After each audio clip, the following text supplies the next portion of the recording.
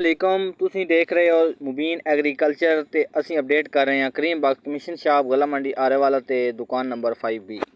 ਅੱਜ ਗਲਾ ਮੰਡੀ ਆਰੇਵਾਲਾ ਤੋਂ ਜ਼ਰੇ ਅਜਨਾਸ ਦੇ ਰੇਟਾਂ ਦੀ ਗੱਲ ਕਰਸੀਏ। ਅੱਜ ਸਭ ਤੋਂ ਪਹਿਲੇ ਮਕਈ, ਤਿਲ ਤਿਲੀ, ਸਰਸੋਂ, ਕਨੋਲਾ, ਸੂਰਜਮੁਖੀ, गन्नम, कपाह, मूंगी, बाजरा, एरी 6 हाईब्रिड, एरी 9 हाईब्रिड, 1509 बरसीन, गुड़ ते मर्च दे रेट अज तमाम किसान भाइयों नाल शेयर करसीए। मोरखा 9 अक्तूबर 2024 ते बरोध बुध।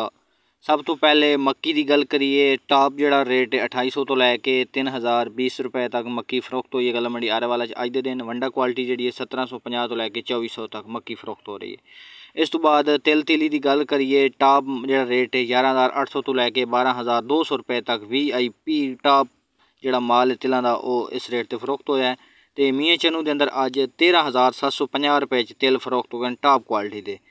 इस तो बाद सरसों की गल करिए 6500 तो लैके 6900 रुपए तक गला मंडी आरेवाला सरसों फरोख्त हो गई है। तो सरसों जी है उकाड़े के अंदर अज 7500 रुपए सेल आउट हुई है। इस तो बाद कनोला 7500 तो लैके 8000 रुपए तक सेल आउट हुआ। सूरजमुखी 6000 तो लैके 6700 तक मार्केट रेट है। कणक जी है 2850 तो लैके 2875 रुपए तक फरोख्त हुई है गला मंडी आरेवाला इस्लामाबाद के अंदर जड़ा मार्केट रेट है 3000 तो लैके 3025 रुपए। गंदम का रेट गला मंडी आरेवाला तो दे रहे हैं 2850 तो लैके 2875 रुपए। कपाह जी है 7000 तो लैके 8200 रुपए। तो देसी जी कपाह 11000 तो लैके 12300 तक विकती पई है। मूंगी की गल करिए 10400 तो लैके 10600 तक विकती पई है। तो गवारा जो 6700 तक विकता पाया है। इस तो बाद बाजरे की गल करिए 2700 तो लैके 2800 तक गला मंडी आरेवाला बाजरा विक गया। तो VIP जो बाजरा उस 2900 तक विकता पाया।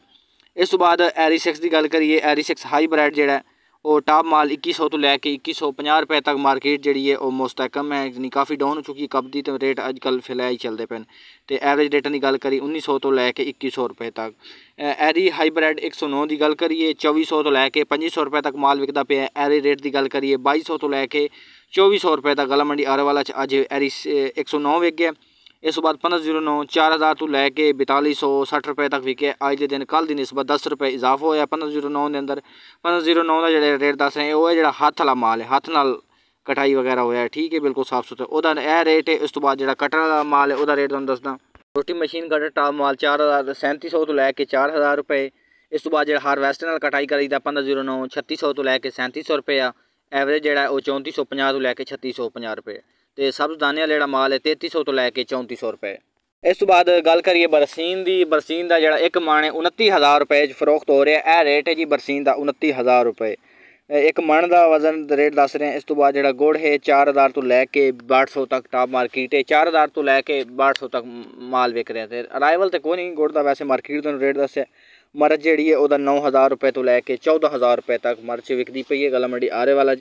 ऐसी अज दे रेट तुसीं वेख रहे हो साडा यूट्यूब चैनल मुबीन एग्रीकल्चर, फेसबुक अकाउंट ते टिकटॉक अकाउंट। तो तमाम अकाउंटां नूं फॉलो कर लो।